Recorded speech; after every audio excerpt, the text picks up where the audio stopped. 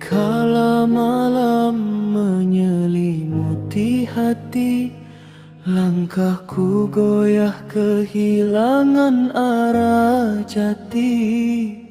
Dunia bising dengan fata morgana, membuat jiwa dahaga akan makna.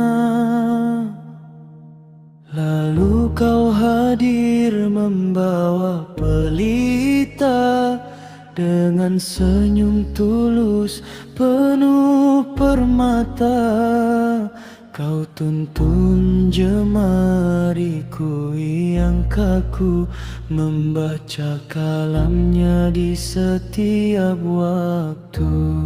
Cahayamu Rabbi lembut menyinari, membimbing langkah di jalan ilahi.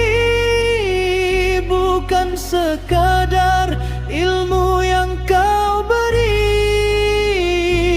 tapi cinta pada Sang Maha Pemberi.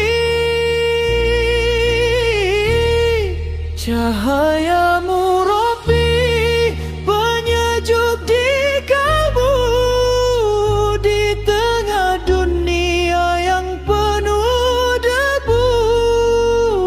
Doamu mengalir dalam diammu,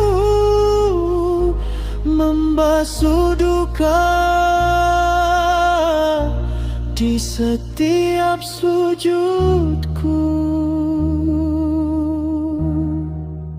Engkau wariskan jejak para nabi, tanpa mengharap sanjung dan puji.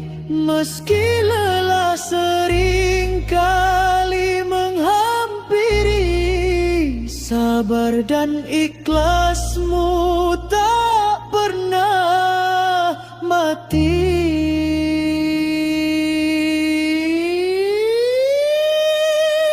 Cahayamu Rabbi lembut menyinari, membimbing langkah di jalan ilahi. Bukan sekadar ilmu yang kau beri, tapi cinta pada Sang Maha Pemberi.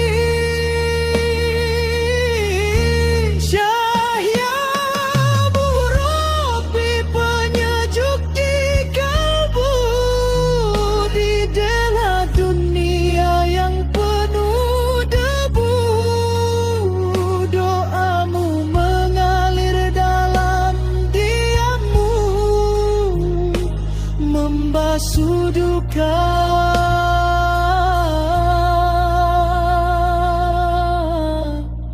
di setiap sujudku. Terima kasih, wahai guruku. Semoga jannah menjadi upahmu. Cahayamu abadi di dalam hati.